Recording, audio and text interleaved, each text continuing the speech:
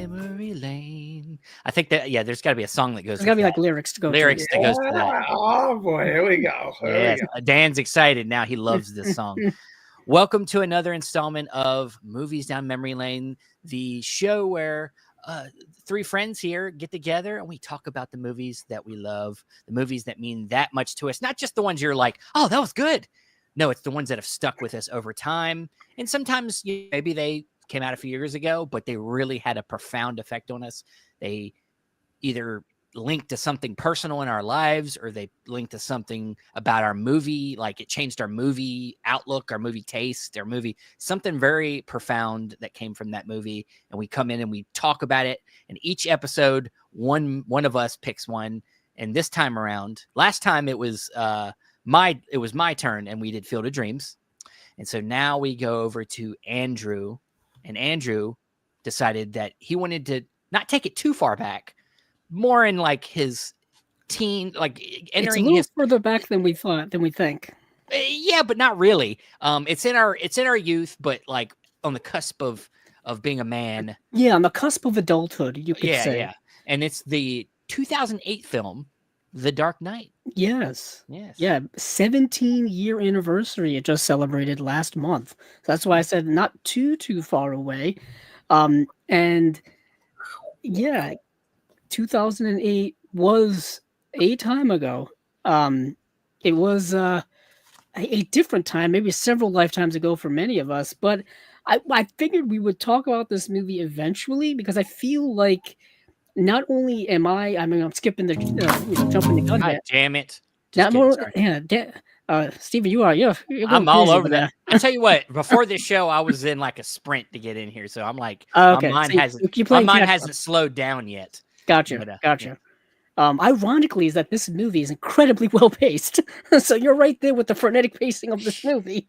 Because I've seen this movie so many times, but as I was saying, not only me or probably these guys here, this has got to be one of the most obsessed over movies from like the last 17 years. Like, sure. I feel like this movie culturally changed the zeitgeist of movies for like everyone who was around when it came out. Like when it hit incredibly hard, and it has had a staying power for the last 17 years.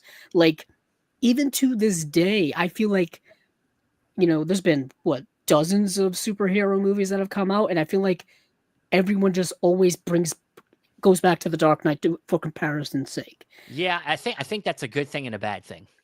I was just going to say, it's both good and bad. And I think in hindsight, this movie kind of, rocking the movie world has had both good and positive effects, looking back at it over the last 17 years or so. But for me personally, since we want to get into the nitty gritty, going back to 2008, I was, like I said briefly at the end of the previous episode of Movies Down Memory Lane, I was freshly 21 years old at the time. My birthday was like a month before this movie came out, because I think this came out July 18th of 2008. So right in the middle of the summer. And that was the summer of Iron Man, The Incredible Hulk, and then The Dark Knight. It was like May, June, July, like 3 in a row. And that summer is kind of like the bedrock of the superhero movie. I don't know what you want to call it, Steven. The rise of it. I was going to say Renaissance, but not really Renaissance. It's kind really, of like a birth of the. I think it was fervor. I think it was when it's like somebody gave the superhero genre a Viagra, and it just an adrenaline shot to the heart, just a la Pulp Fiction. Up, got it all juiced up. And this movie, amongst all of them, I think is the one that did it the most, because not only did it take a genre that had been around for decades upon decade. It was getting a bit of a resurgence in 2000 with X-Men. Then you had the Sam Raimi Spider-Man movies, which brought it more to prominence. You had the X-Men sequels. You had at the time you had some lesser movies like Daredevil, Fantastic Four, a Blade sequel. Blade Trinity was around that time as well. Spider-Man sequels. It moves, but not like this. Not like The Dark Knight. The Dark Knight kind of put it into a different atmosphere, and a lot of it is due to Christopher Nolan, whom at the time had made Batman Begins, but he had done some other indie films too.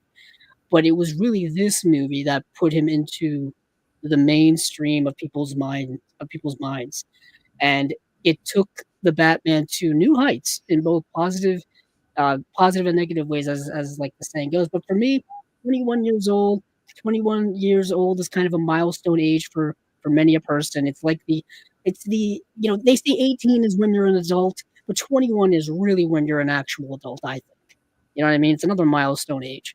Um, so coming off of like that, and then this movie hitting, and then for me at the time of being a movie fan, I had really I was still kind of in my infancy of taking movies uber seriously, of really starting to learn about the craft of filmmaking and acting and screenplay writing and all of that kind of stuff. Kind of like the perfect storm of my um, movie education was coming into fruition of the time. And then lo and behold comes this movie, which does all of that and takes the genre of entertainment that I've loved since I was a kid, meshes it all together, and then we get The Dark Knight.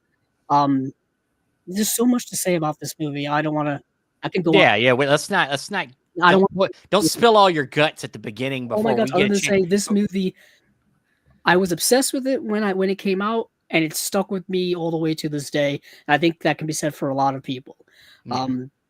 Yeah, it's even upon a rewatch, it still holds up in many ways. But yeah, I don't know, Steven, Well, were you still working at a movie theater at the time when this hit? Oh yeah, this was. I started working at the movie theater in 2006-7 area, so earlier than that, 2005. So because I was a sophomore in high school. So yeah, I was already working at the theater for a few years before this came out, and I remember doing the midnight show for this movie, and it being probably one of my first great like in theater experiences, because we would we'd sell the tickets to people. I'd already seen the movie, so I was already aware of how good the movie was, because I'd seen it a couple days earlier before the public could see it. And so I knew when things were going to happen, so I'd pop in the theater when the public was watching it, and just the reactions and just the cheering and the just seeing. It was my first real experience at seeing people react to a movie in that visceral way in a theater, even though I was not in the theater the whole time. It was one of my first experiences doing that, and it just I still remember it today, especially the street scene where Joker and Batman he's in a tractor trailer truck and Batman's in his motorcycle. That scene, people just fucking went nuts in the theater over that scene.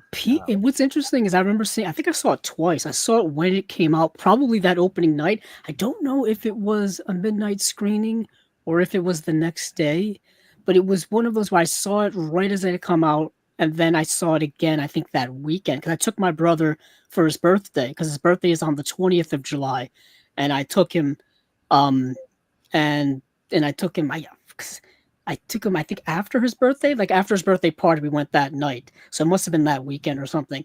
And even then, people immediately gravitated towards this movie. Like when the Joker first hit on scene, and when he had that sequence with all of the mobsters in like that kitchen, and he walks in and he does the magic trick joke, people immediately were just engrossed in this and of movie. course Heath Ledger had passed before he had release passed of that. this movie. I think it was January or February. He had passed. So, and the marketing campaign for this movie, people don't know this who weren't around at the time, was kind of ingenious. They would do all kinds of cool marketing things to get people hyped up for this movie, because Batman Begins had been a big hit a couple of years earlier in 2005. But like I said, it's not like it is now, or was, several years ago at the height of the peak we just went through, where everybody would go and be like ready and set. You had to still have to market these movies. It's not like the MCU movies where it got to the point where you just put one out and it made $1 billion, pretty easy. Now that it wasn't that way in 2000. That don't work anymore either. So and now we're past that point. But this was kind of at the start of the rise of all of that popularity. Yeah, so they had to do it like an ingenious marketing campaign. The first teaser trailer hit, and it was just a tease and just the Joker's laugh in the background, Yeah. just to get people hyped for this. It was something else. It was a Yeah, different time for it was a movies. different time. Let's get Dan's feelings. Where were you at, Dan? You were like in your 30s, right? 35 years old. I remember July 18th, midnight. Epic Deltona was a relatively new theater.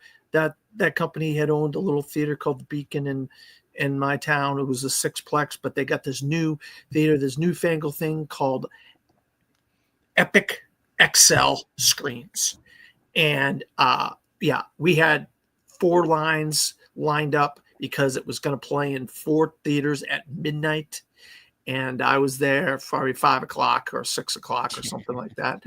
I got off of work, went right over there and got in line.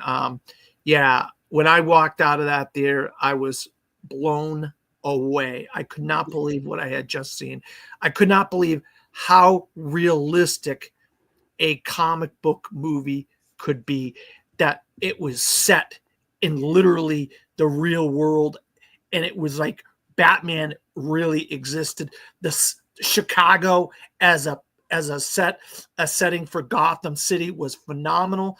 I loved that in Batman Begins, and then they did it again with The Dark Knight, and then crap the bed in The Dark Knight Rises using stupid Pittsburgh. I don't think that the movie sucks, but go ahead. I can't stand Dark Knight Really? Rises. Just I didn't know you were one with that take, Dan. Yeah, I'm not a fan of The Dark Knight Rises because of stupid Transformers Dark of the Moon was being filmed in Chicago at the time. So Nolan could not get Chicago. He ends up getting Pittsburgh, and the aesthetic looks completely different than Chicago, which was a perfect setting for Gotham City, if you ask me. It really is. And he utilized that like immensely in this movie. Yeah, like, well, he used upper and whacker, upper whacker and lower whacker, which if you go to Chicago, you'll know upper whacker and lower whacker. He used that for that scene, the truck scene, the flipping of the truck and the motorcycle. He used that. That was all on upper and lower whacker.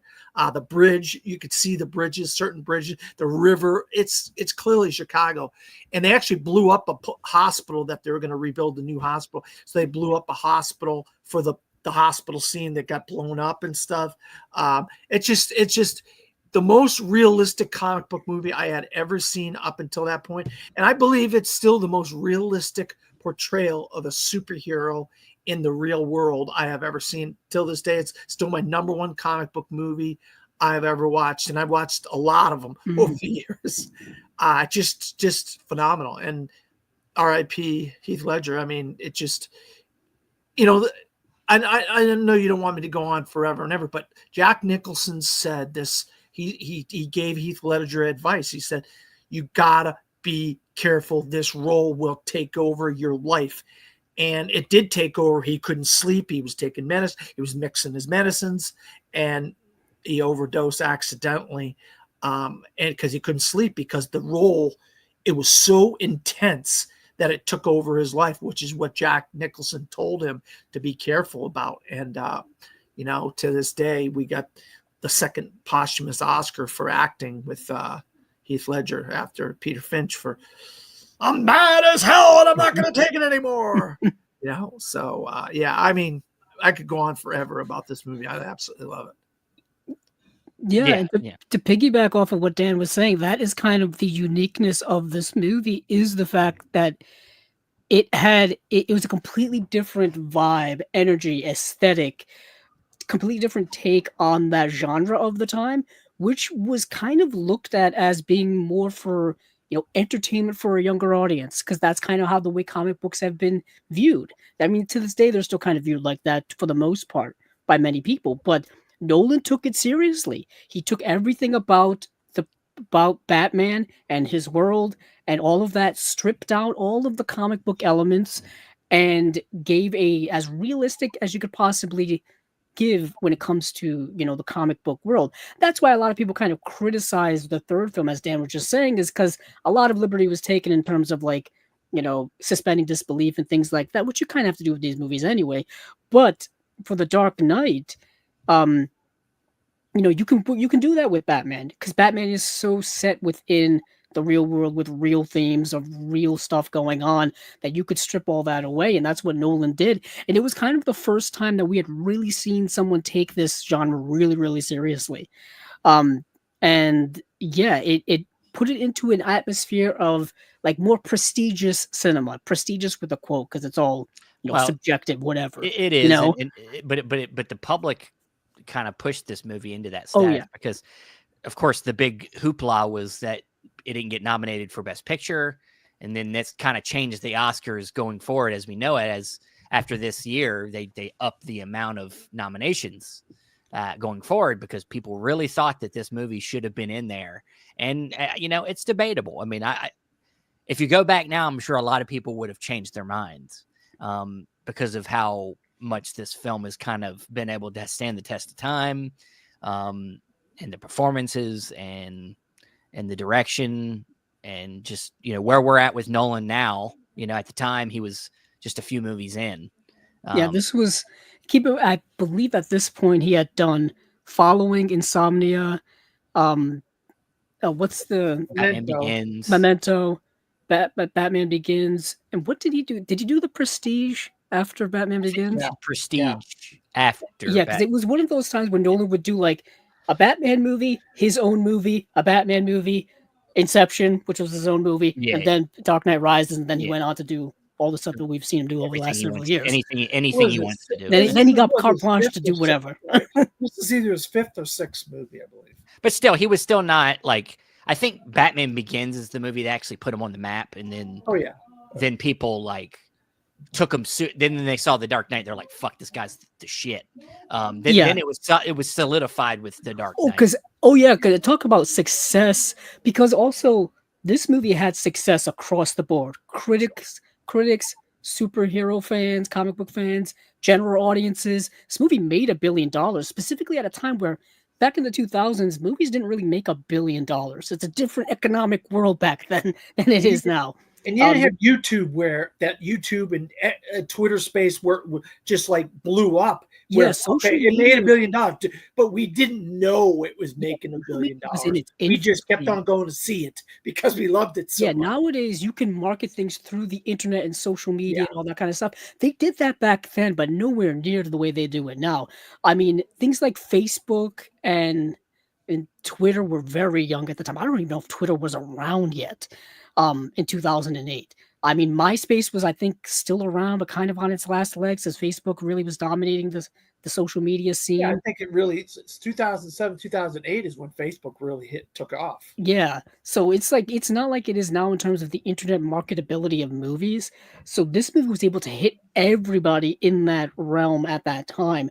It was a phenomenon. It really was. Then you started getting people dressing up to go to comic book conventions, dressing up for Halloween as the Joker. Even to this day, you've got, multimedia or multi formats of statues and toys and games and posters and books, and they even started incorporating certain elements of the Dark Knight into the comic books with the Heath Ledger's Joker character.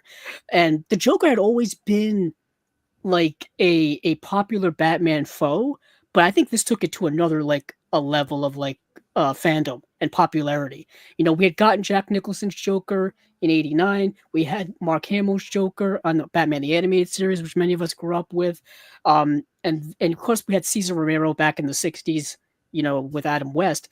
But the Heath Ledger's Joker really took things up to the next level, to the point where people are super big fans of the Joker now. Of course, that his popularity probably led to him being overused in the comic books and shows and movies and stuff. Yeah. It's every time we get a new Batman, who's going to be the Joker now? That's what we get every time. I mean, but the thing about the character is that he's kind of an enigma. It's like, right, you can do so many things. You can tweak him a little bit to make him different and still be it can still be great.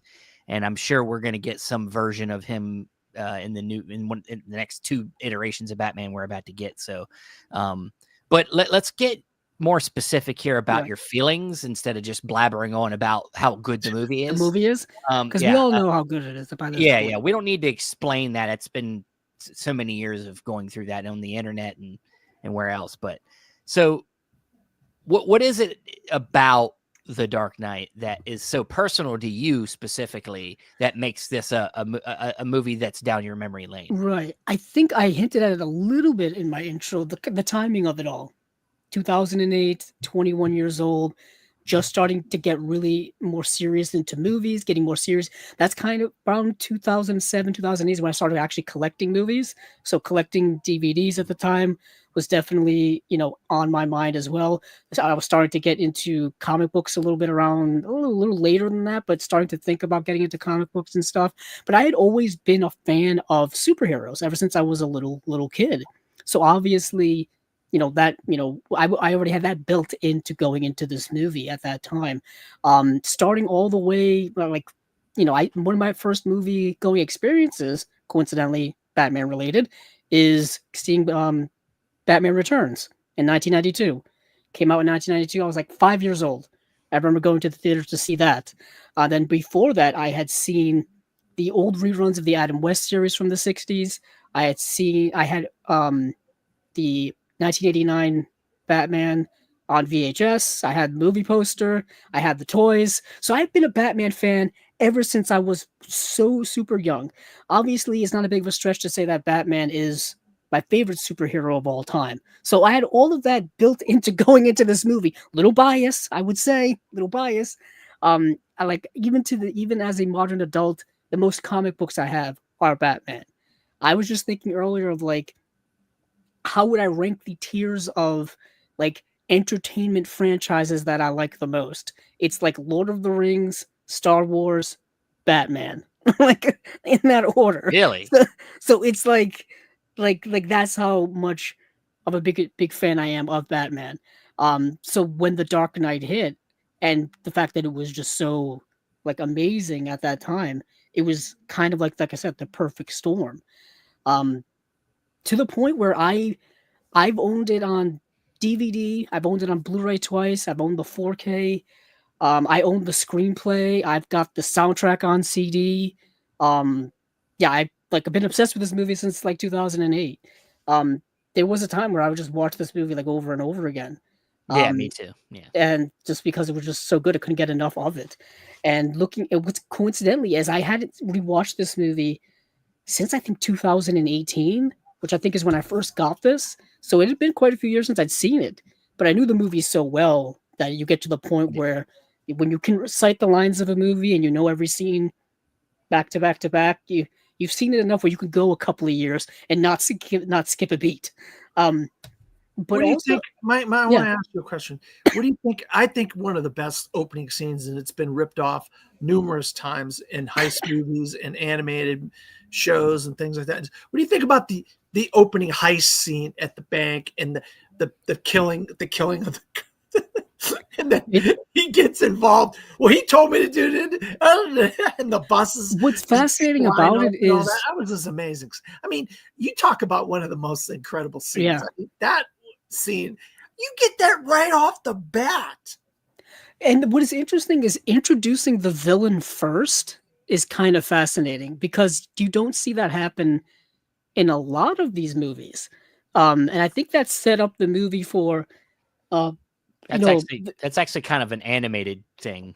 Thing. Like that's kind of how the old Batman the animated series would start. TV, really just TV in general would a lot of times when there's shows like this, they set up the villain first and then get into the show.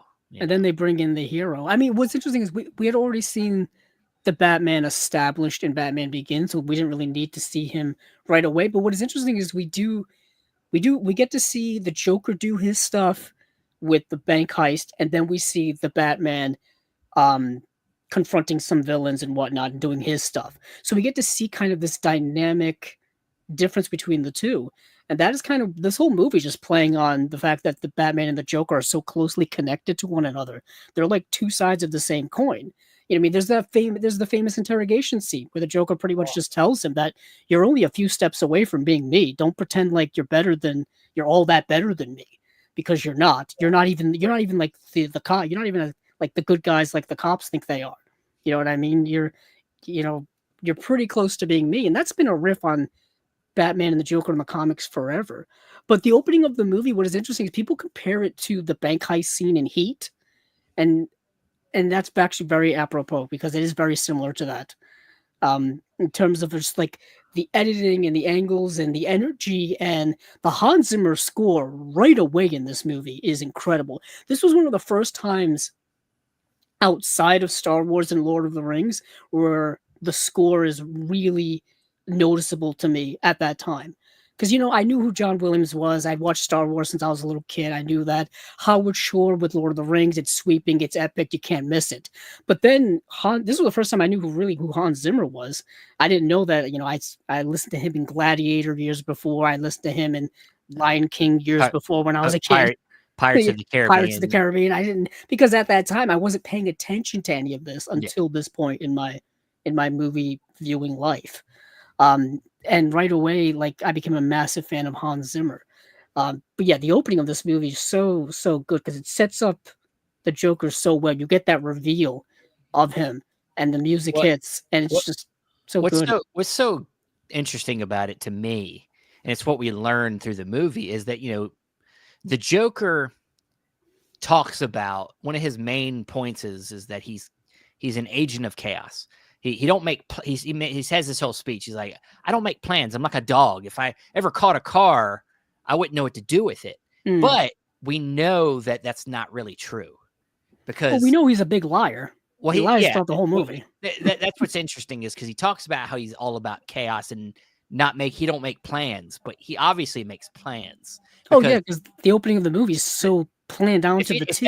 If that didn't go on the way he wanted it to go, then it, like, if he didn't tell everybody to take out somebody, then you know what I mean? Like, and then also like go right in line with the rest of the buses. And of course, all these other things that he does, get escaping prison by planting a bomb inside of a guy that gets in his cell, and then like just that he has so many plans. He's just the hospital.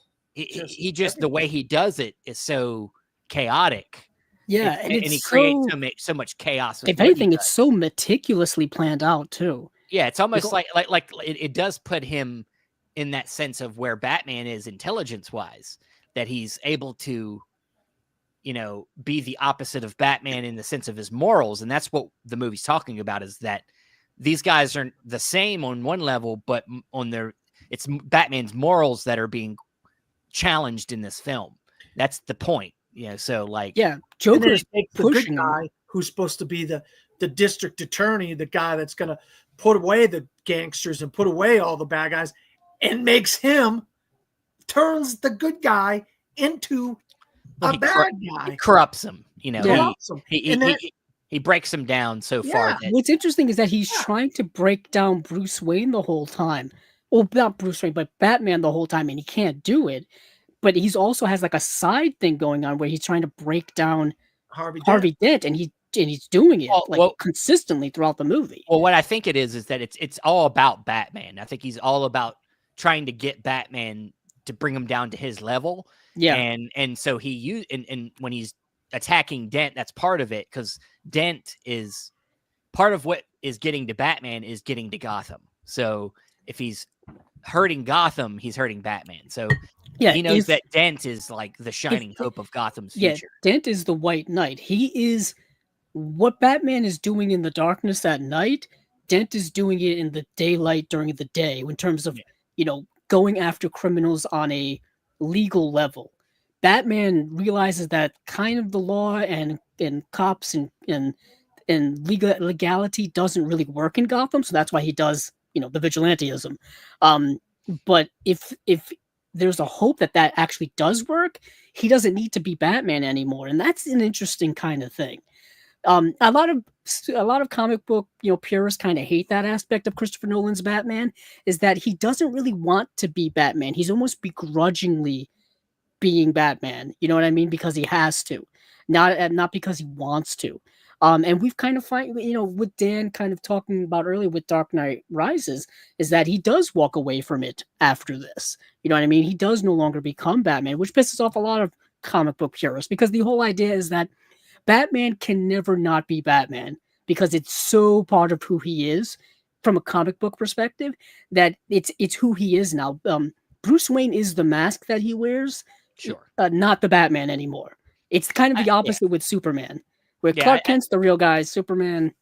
Yeah, is- I think that I think Nolan probably just looked at it as like, you know, like if there's a person that is as disciplined as Bruce Wayne is Mm.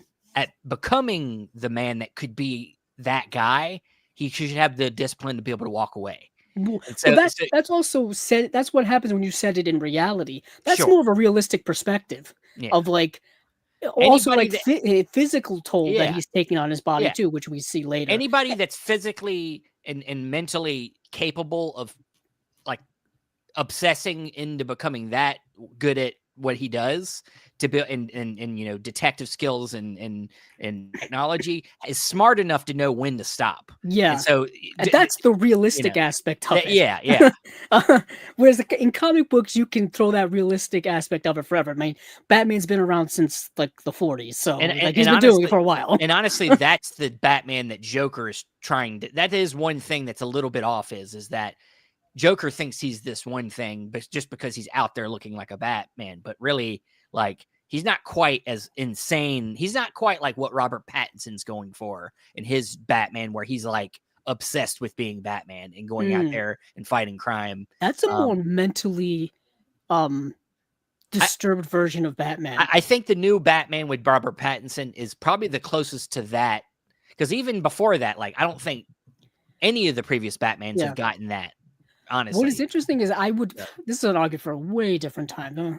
Yeah, I think that the Ben Affleck Batman, when we first meet him, is Yeah. at that point. that's pretty Like, good. I think I he's forgot about that. psychologically been broken by Gotham because he's been doing it for like 20 to 30 Sure. years. Yeah. To the point where his mind is so twisted that he views everything as a threat now because he's been fighting this for so long. No, I agree.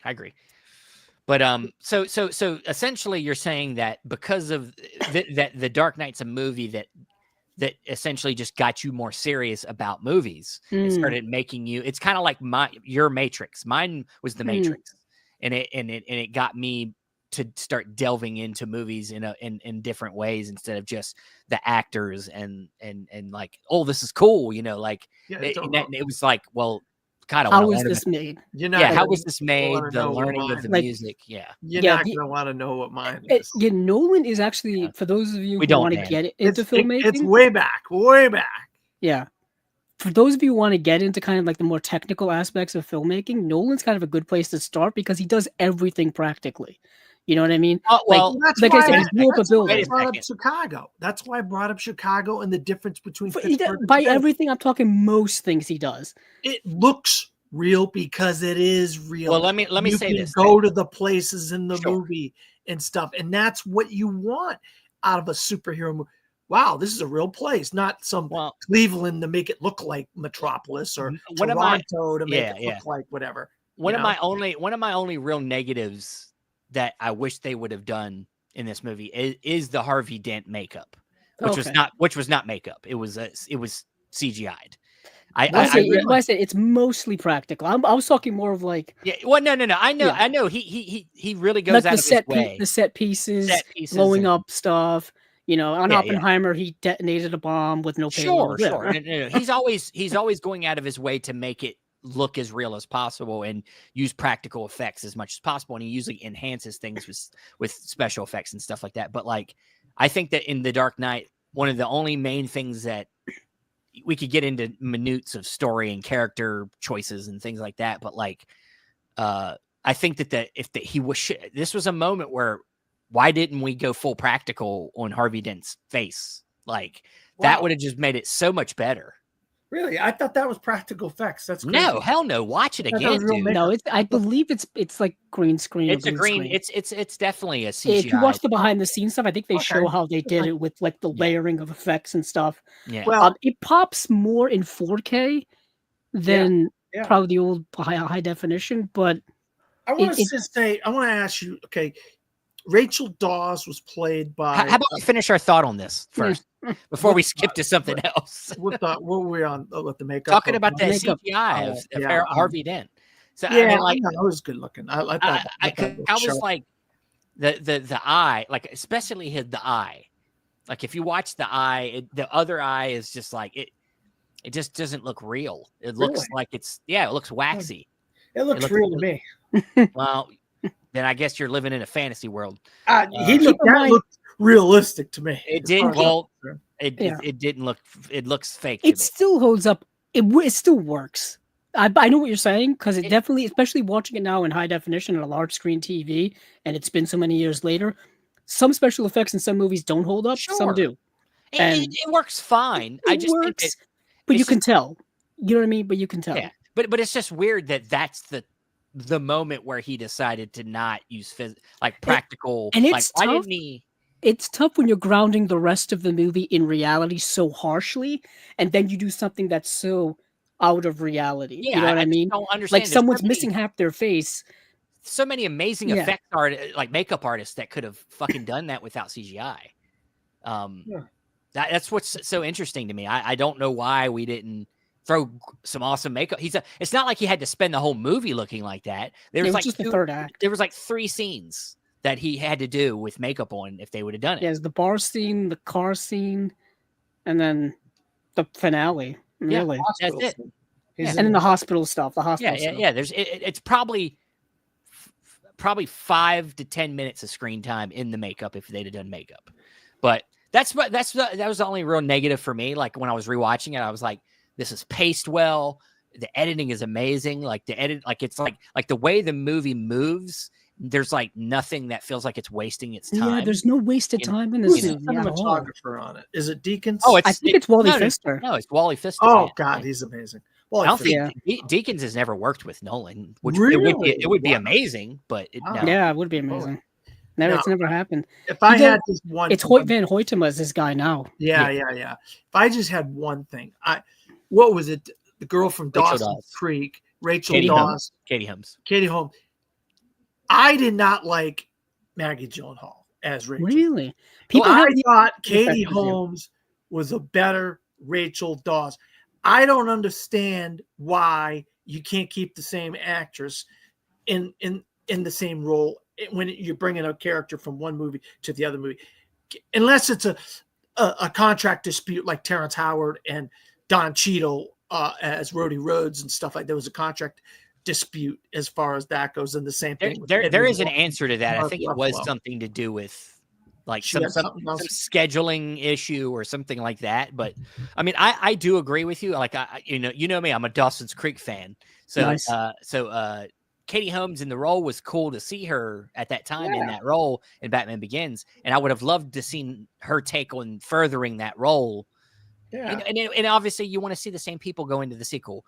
Maggie Gyllenhaal did a fine job, but the thing is, the character, you don't have, like, unfortunately, one of Nolan's biggest, I would say, weaknesses as a filmmaker is love stories, is romance, is anything like that. And unfortunately for me, I guess this would be my other negative, is that we're supposed to believe that Bruce Wayne and her have some kind of real like romantic connection. Yeah. And honestly, that aspect is very underwritten. it's underwritten, and I think it's only based on that they have history, That they you know, that they grew up together they as like grew up best together. friends. and so they've never actually been together ever, because he's been gone the whole time, and then when he came back, he became Batman. So they've never really had a relationship. But the weight against it, this movie where you have Harvey Dent with Rachel Dawes, doesn't feel like it needs to be there, because it's like he isn't going to have no chance with her anyway, because they've never been together. You know, like what's the point of even that? All of that like stuff from Batman Begins. This movie really relies on you remembering all of that, all of their scenes from that movie, to really understand their relationship in this movie. Sure. That is kind of the one thing when you have to keep in mind that this is a sequel and things have already been established in the past. But even that stuff that was established in the past wasn't quite romantic. It was more like best friends type of stuff. Protective sister thing. Yeah, like really close friend type of stuff. The romance aspect kind of wasn't quite there. I guess the only thing it brings to the movie, to me, at least my canon of the character, is that it makes Batman sadder of a character, because it gives you that visual, it gives you that idea that he's somebody that can't have real relationships with anybody except Yeah. for Alfred. Alfred's And that's like literally something straight out of the comics. A Batman slash Bruce Wayne has had so many different relationships that just kind of fail over time, with various characters throughout the comics. I mean, one of the biggest one is Selena Kyle, which Sure. they've brought back again to the big screen with the Robert Pattinson character. We saw it in Batman Returns. We saw it in the animated series. It's been in comic books for decades. It's Of course, that's a they big bring one. her into the Dark Knight Rises. You're Yeah, I right. did like Anne Hathaway. And they did too. But I want to ask you guys about, look, my favorite movie of all time is Casablanca, and there's six quotes in the movie that are considered the AFI's 100 greatest quotes of all time. This movie at least has 4 or 5 quotes that are just like some of the most memorable. Why so serious? And Nice. all these great quotes that are just people just use today. How do you think? I think Joker has most of them. Oh yeah, the Joker. People root for the Joker when they watch this movie now. Like, but also Alfred has a good quote. Michael Caine is kind of an unsung hero. Also, Harvey Dent has a quote. I mean, it's always darkest before the dawn. Well, his is you either die a hero or live long enough. To become the villain. Yeah. So, which ironically is foreshadowing of what happens to him. Is this going to be considered one of the all-time great movies because of the memorable? Not only is it a great movie, but those quotes. You remember quotes that becomes part of our vernacular, our everyday, how we talk in life, and those, I'll be back, and these type of things. Nobody knows where that stuff's going to come from. Even I saw a documentary about Jaws, and Cameron was talking about. He had no idea "I'll be back" was going to turn out to be what it was. These quotes are just iconic quotes. So you think this is going to help its legacy move on and move forward as one of the great movies? Well, I'd say it's already has quite a legacy. Already there. Yeah. I think because they've been making lists lately, but when it comes to like best movies of the 21st century, the first quarter of the 21st century, I would say The Dark Knight is in there. Yeah, probably. I voted it in my 10. Yeah, I easily I accidentally put not in my 10, but it's. I would say it's on the list. I actually put 2 Nolan films in there by accident. I only wanted to put one, and I forgot I had to put The Dark Knight and put Oppenheimer in there too. I screwed up on my 10. That's fine, but I'm just saying it's already been it's captured the zeitgeist, since it came out and all the way to this day, where new people actually are discovering it for the first time. Younger audiences are discovering it for the first time. They're starting to kind of understand why everyone compares, other superhero movies to this movie. It's no Dark Knight, but it's good. How many times have you heard that? Yeah. There's a level, and then there's a level. You know what I mean? Well, yeah. I mean, I think Endgame, The Dark Knight. That's the level, really. That people, when people compare other movies, they put it on this like dark. Is it on a scale of The Dark Knight or whatever's at the bottom? And I think, and this is where, like, when we talk about the negative effects. Yeah, that was my next transition. Was going to say that. So, and like Hollywood does a lot, they take the wrong things from what a movie does that makes it successful.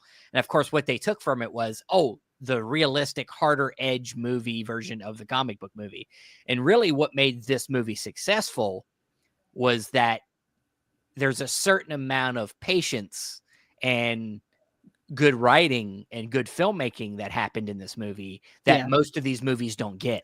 You can't reproduce, certain magic. You can try, you may get there, you may not get there, but this movie has had its fingerprints and influences on a lot of other movies that have come after it, to both positive and negative ways. I know where you're going with it. And specifically with DC. Specifically with Warner and, Brothers and DC. And this movie was influenced by, and that's the other thing too, is like, this is at a time where we're not trying to create a machine that creates the same type of comic movie, which Marvel eventually does. It just replicates the same vibes over and over again. This is when we still had open season. And so Nolan creating this vibe of Michael Mann crime movie with, action movie, like that's something that was new. And I think the only movie that I can think of that was shortly after it that could have been, like when Edgar Wright was developing Ant-Man, that could have been a situation where we got an interesting Ant-Man movie that was in a different genre. Of course, that got scrapped because they wanted to make an Ant-Man movie that fell in line with the rest of Marvel. Yeah.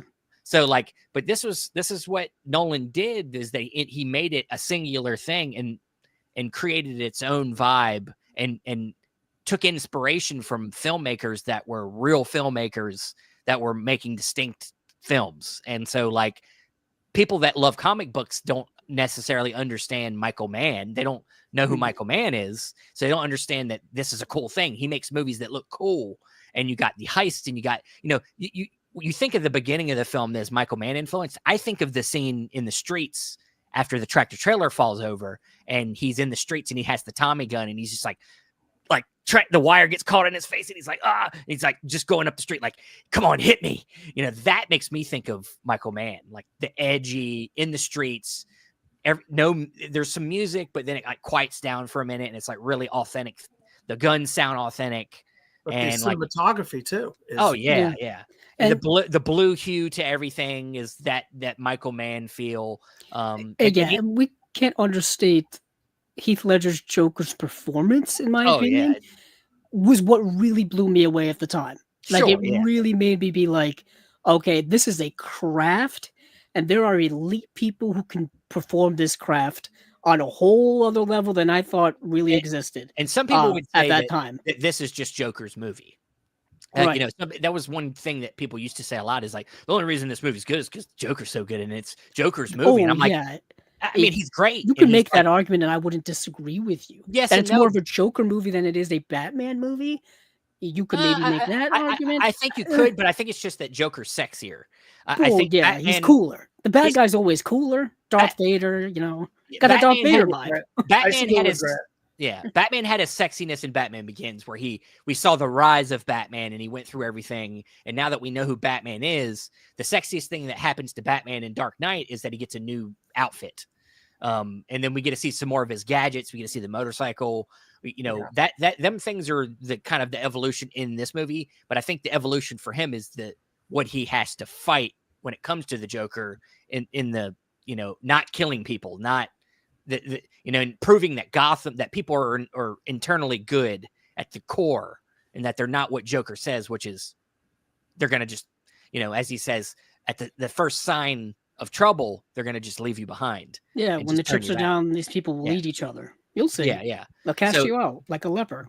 Yeah. He's got, he's got the best lines. I still think Christian Bale's probably the best Batman, but there is some lacking there. I wish there was more that we could have done with him in this movie. But it's a 2.5-hour movie, and we spent a lot of it there was like 4 set pieces in this movie that are huge, and you got to keep the movie going. And I think we spent so much time, Bruce Wayne's central, when we slow down with him, it's usually about Rachel. Ironically, and as we've said, Rachel's not that important. Honestly, it's his only tie to outside of being Batman. I think that's it. But also Commissioner Gordon. Yeah. Commissioner Gordon. We forgot about Gary Oldman's really good in this movie. He's amazing. He's amazing as Commissioner Gordon. Yeah, Gary Oldman to me when is with corruption.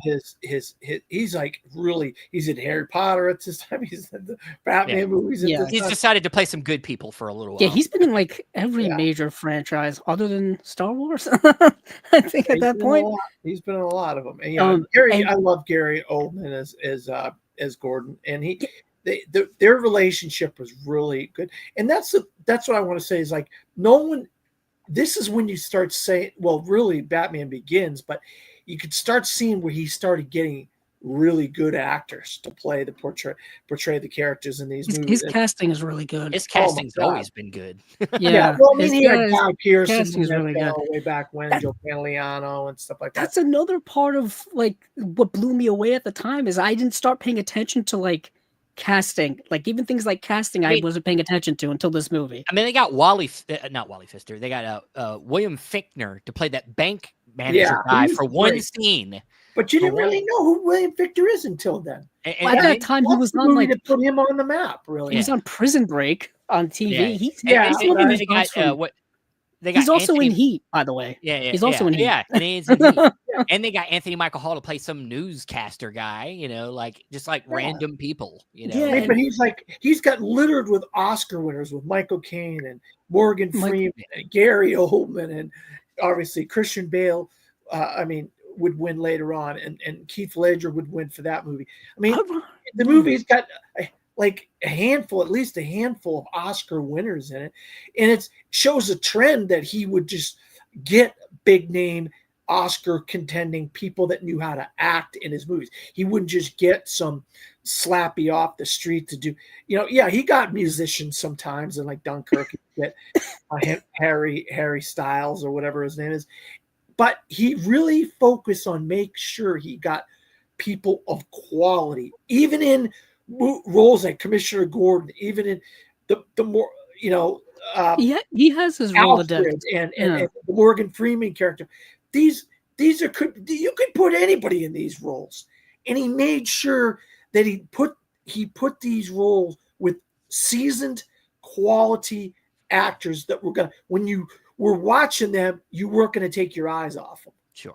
I think I think one of his main templates is that his leads don't always have to be the biggest leads, but the supporting cast around them has to be seasoned. Like you said, like Dunkirk, the main actors, most of the main actors are not well known, but then you have Mark Rylance, Tom Hardy's one of the pilots, even though you never see his face. Cillian Murphy pops up. Branagh's in there. Yeah. And then you get Oppenheimer's the same way. Yeah, Oppenheimer's, Cillian Murphy's known, but he's not like super A-lister until more like now. Robert Downey Jr. is a sleazy politician, whatever kind of guy. Tenet's got David Washington in it, and then the rest of the cast is Robert Pattinson, ironically so. So yeah, he's got a thing. But before we start to close it up, if we haven't already, by the gushing we've already done, what is the favorite moment? What is the favorite moment in the film, Dan? Well, for me, it's the end where you have to make a decision. The guys on the boats, they got to make a decision. Do the regular people kill the prisoners, and do the prisoners, the guy on the prisoners boat, kill the regular people? It's that catch-22 to me is always going to be the moment in that movie that is just always going to be in my head. I'm always going to think about, what would I do? Would I kill the prisoners, or you know what I mean? Would I to survive or something like that? That it really makes this movie real. It really puts it into a level that is, you really get this kind of realistic kind of life and death scenario in a comic book movie. Yeah. Andrew, what you got a favorite? To me, moment? I know this is easy, maybe even like low-hanging fruit type of pick here, because I think not everyone, but many people pick it. It's the interrogation scene. Okay. It's the interrogation scene between Batman and the Joker, because everything is kind of laid out in terms of who these two people are and their philosophies and what their relationship is between each other, and what they think of kind of a lot of things going on in general. And I think they play it both really, really well, but it's an acting clinic from Heath Ledger. He goes through everything in that scene, just like from making jokes to getting beat up and laughing maniacally about it. It's so quintessentially like hysterical Joker comic book type vibes. Because it also shows like the desperation that the Batman would go to get answers. And ultimately you come out to find out later that the Joker is in complete control of the whole situation. Yeah. When you think that this person who's clearly mentally not there, you wouldn't think that he would be able to be in control of that entire situation, but he is. And even if he looks like he's not, it's a masterful scene, and it's close quarter, tight editing. The lighting in there is an interrogation room lighting. It's so good, and it's visceral too. Like he's throwing him around up against the glass and it breaks. And then he bars the door. It's good stuff. Really good stuff. It's one of the best scenes I've ever seen. Something off of that. I had an opportunity to buy that photo with Heath Ledger sitting at the desk with the vest for $3. And I didn't buy it back then, like right after he had passed. And I still to this day regret. I look up that autograph. Heath Ledger's autograph has gone through the roof. I was gonna say, was it autographed? Because that's it was probably autographed. That photo hard to get him now. autographed Obviously. for $300 back then was a lot of money to spend on an autograph. Yeah, but ironically, now that autograph of Heath Ledger as that character, there aren't that many autographs of Heath Ledger. Celebrity autographs are expensive in general nowadays, but especially for someone who is obviously no longer with us and such an iconic role. I should have bought it. I should have bought that autograph back then because I'm just thinking of those celebrity autographs. I wonder what a Christian Bale autograph goes for. No, I'm just curious because I know he doesn't really do conventions and stuff. He's too big, you know. I don't see him as being one that cares about giving out autographs. No, he probably stays as low key as possible. In my head, there are some like actors and actresses and stuff like that who do conventions, and you're like, oh, that makes sense that they're doing conventions. And there are some that will do conventions once every while, and you're like, wow, that's surprising that they're doing a convention.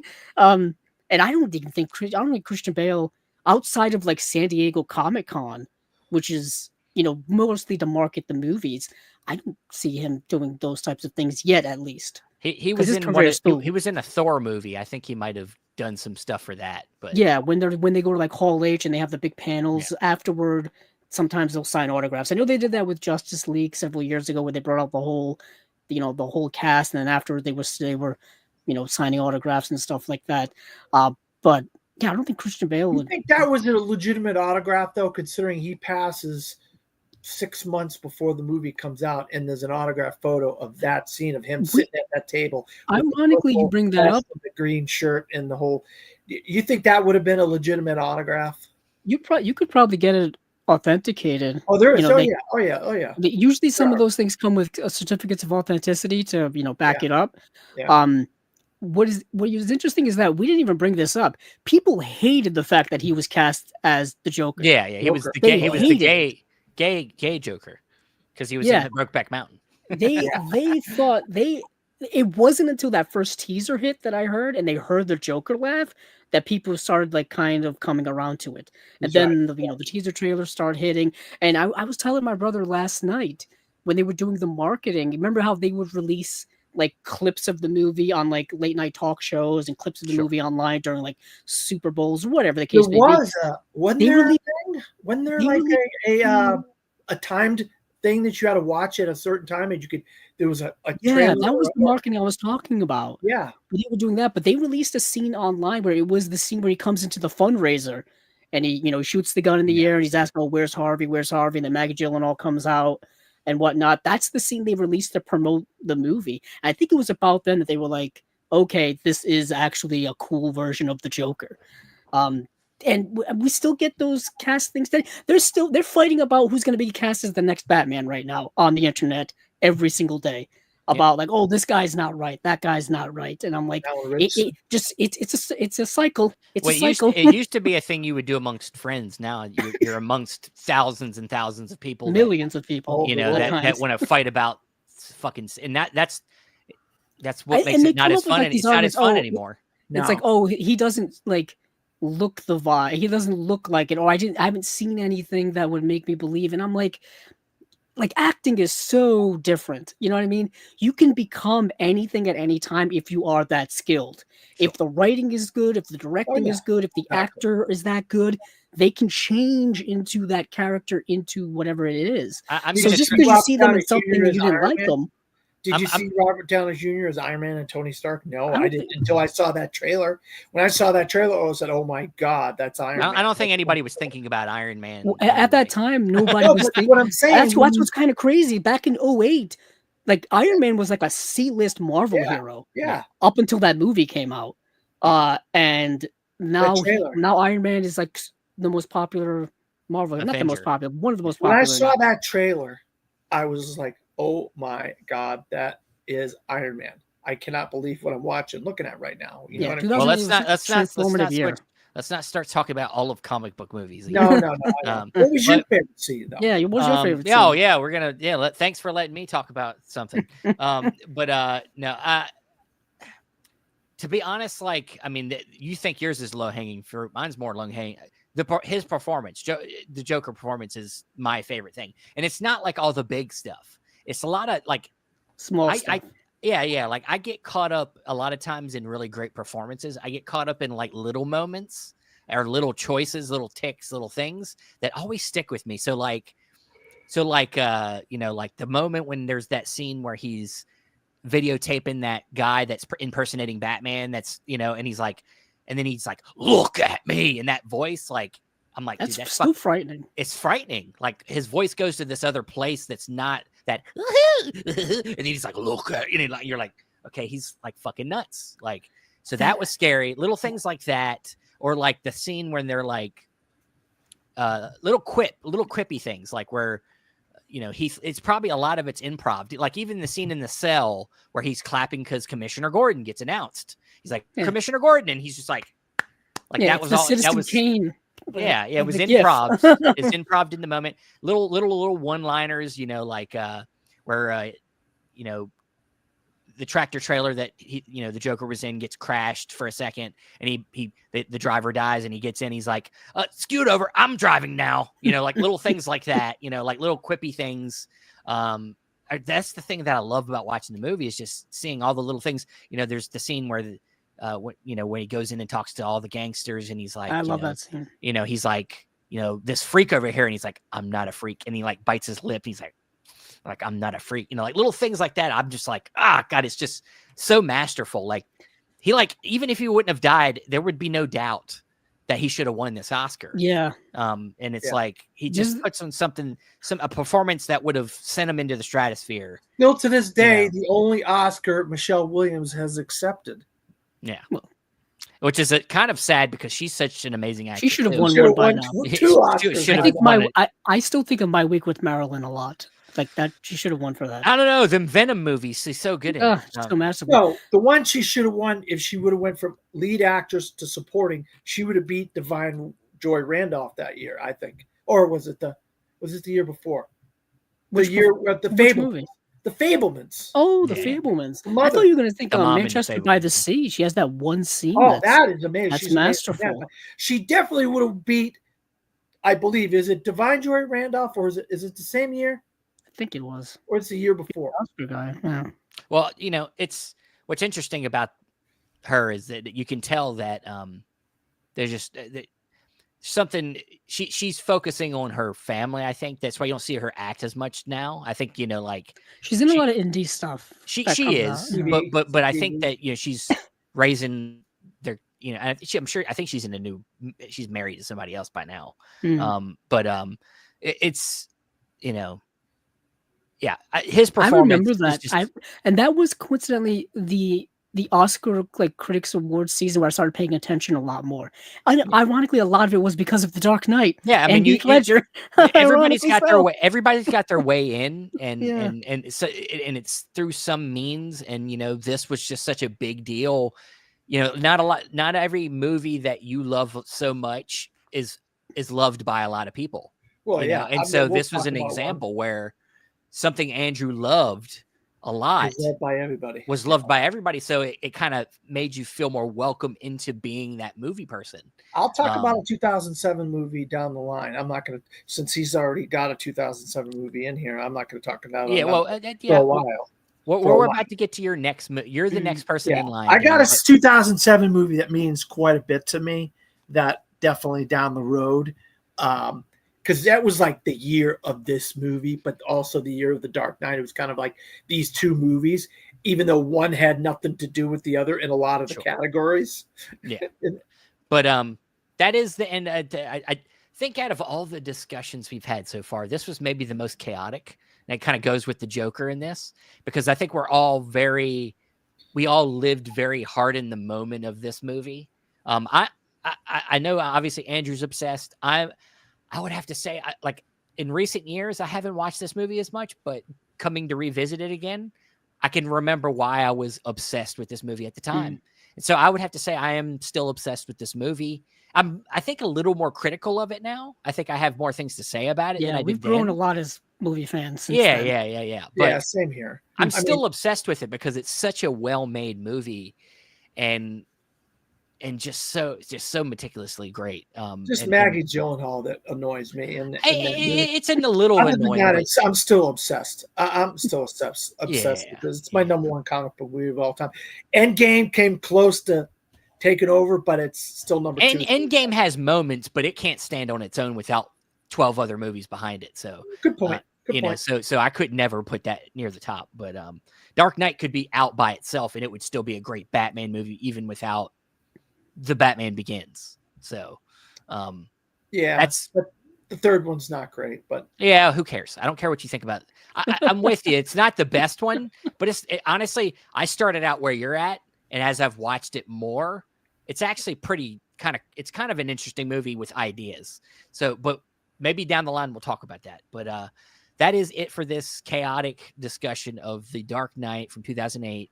Thank you, Andrew, for presenting it to us for this. And now we move on to Dan's pick for next time. So tell us, what are we switching to? Throw us a curveball.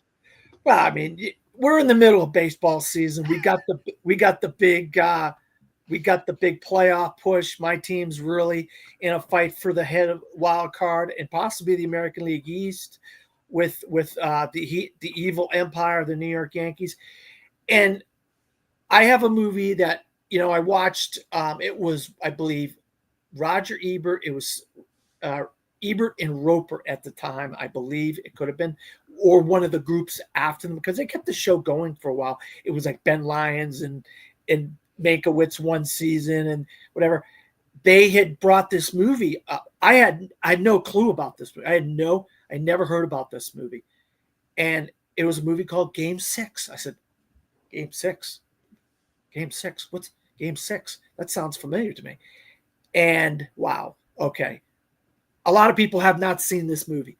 But if you're a fan of the Boston Red Sox, you know about this movie. Well, don't start describing it yet. No, I'm not leave gonna. that. Yeah, it's a very important movie to Dan, obviously, because he's a Boston Red Sox fan. I think Andrew's also as well. So we'll get into it on our next episode of Movies Down Memory Lane. We shall. But before we head out, first time watch for you guys? It'll be a first time watch for me. Yeah. Same here. Oh, wow, this is great. I love this. This is going to have a discussion. It's going to be an unwatched pile / unwatched pile. Yeah, how about that? We got Movies Down Memory Lane mixed with unwatched pile. Yeah, except I don't own it, so I'm not buying it until I watch it. $3.99 on Fandango at home. Yeah, I'm going to rent it or whatever I got to do. I'm not going to buy it right away. But before we go, I do want to bring up that as I've been kind of talking about it for months now, that we are going to have merch now. We have merch for Chasing Labels and eventually for some of these other shows. Probably do an unwatched pile shirt maybe down the line. I don't know about Movies Down Memory Lane. I don't know how much marketability that has, but we'll see. But we do have merch for the podcast and the branding that I'm coinciding with that, which is called B-Roll Bandits. I'll bring it up here. This is the Etsy page here. As you can see on the left side, we have Chasing Labels stuff. There's there's some stickers and some other things on the site as well. Let me get us down there. Sorry, here we go. Come down so you can see all the different stuff here. We got the B-Roll Bandit stuff. We got M. Night Shyamalan themed shirts, Michael Bay, Spielberg. We got sweaters. We got stickers of all different types. One of my favorite stickers here, we got the Matrix Physical Media is Inevitable. Cool sticker there. But yeah, you can go and find the link. We posted it on Facebook, our Facebook group page. You can go to Instagram. We have for B-Roll Bandits, and there's a link there at the top. You can go hit that, get to the Etsy page where you can buy stuff today. So yeah, or you could go to Etsy.com and just search Chasing Labels. Sure. And things will pop up, and you can click on B-Roll Bandits, and that'll get you to the main page. Yep. So it's available now. And I've been sporting this now for Chasing Labels and various shows we've got. Steven's has got his M. Night Shyamalan shirt. Yep. Twist responsibly, people. I hear that. You don't want to just do twists off the cuff. You got to be responsible about it. But all right. Well, that's it for this trip down memory lane. And hey, don't forget about the movies. Go back, watch them again. See you guys.